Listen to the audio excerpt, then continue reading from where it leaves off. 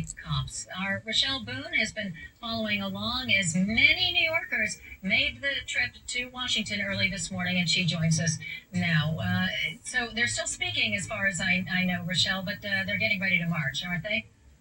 Yeah, they're getting ready to march after that rousing speech by the Reverend Al Sharpton, who, of course, is a New Yorker. And as you said, there are many New Yorkers who are there today in the crowd and up there next to the Reverend Al Sharpton as he spoke about the racial injustices in this country.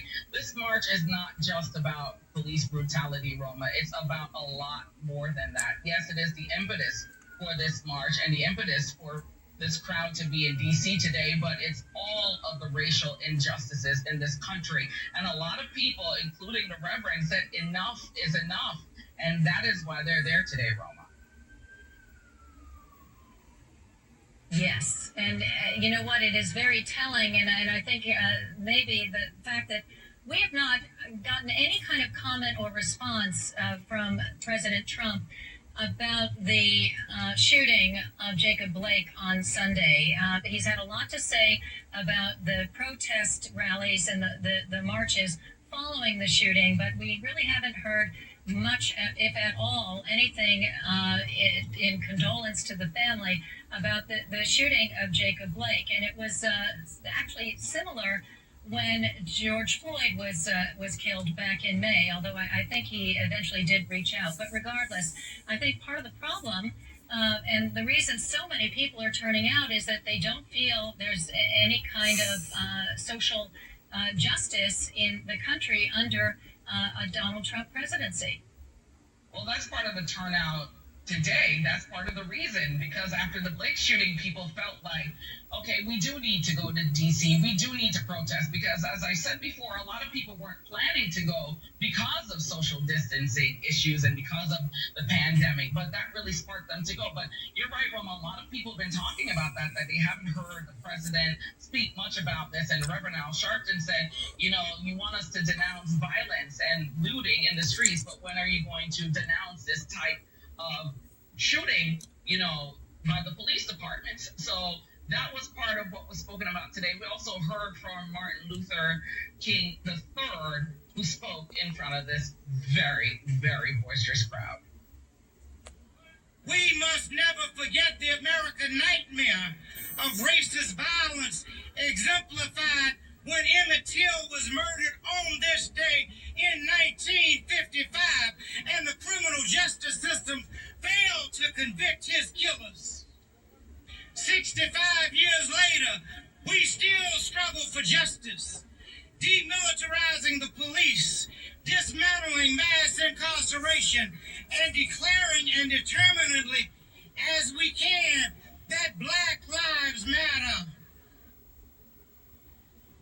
There was also a lot of talk to Rome about why and how the chant of Black Lives Matter came about. And it was really after the shooting death of Trayvon Martin. And there were three women who really, just started that slogan, Black Lives Matter. And of course, there's a lot of debate about that. There are other people who will say all lives matter. But there was a huge explanation by the Reverend why Black Lives Matter. It's Black Lives Matter too. Black Lives Matter. Black lives should matter as well, just like other lives matter. So there was that talk from the Reverend today.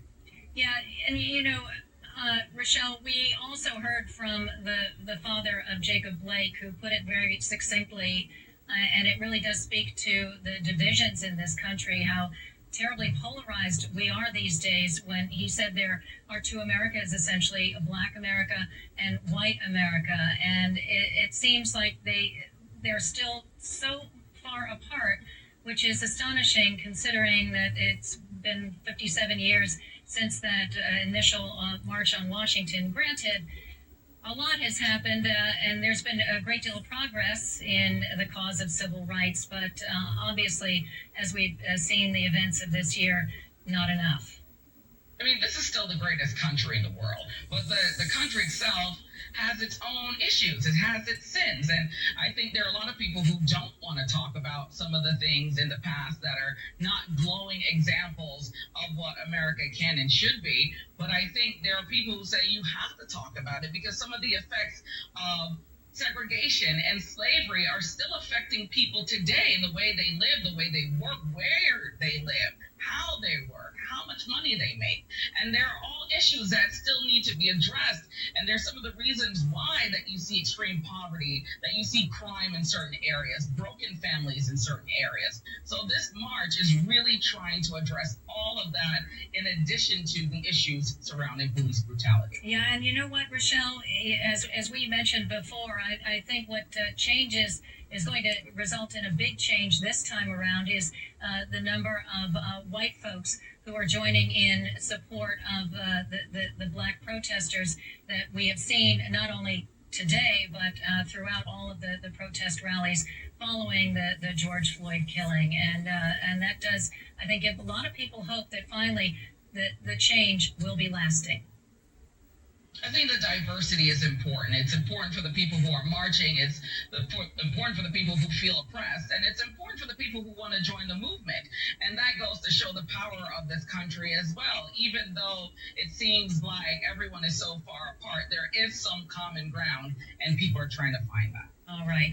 Rochelle Boone, thanks so much. We're going to continue the discussion a little bit later on, but we are following the March on Washington, and I believe they're heading over to the Martin Luther King Memorial right now as we speak, and we'll be dipping in later on throughout the day. Thanks again, Rochelle. The news continues.